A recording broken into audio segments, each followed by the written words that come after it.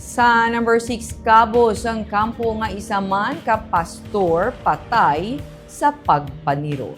5 kaigos ang bala na angkon sang lalaki nga gintiro sa sitio Mag-Anay 1, Barangay Biao sa Banwa sa Binalbagan, mga alas 7:30 sang aga, Lunes, Hunyo 8. Ang biktima ginkilala kay alias Makoy, 58 anyos, residente sa nasambit nga barangay.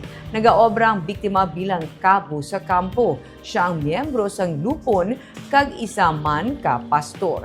Nagwa sa investigasyon nga nagabantay sa mga nagapanghilamon sa kampo ang biktima sang may nagpalapit sang duha ka mga lalaki kag ang isa sa ila ang nagtiro sa iya.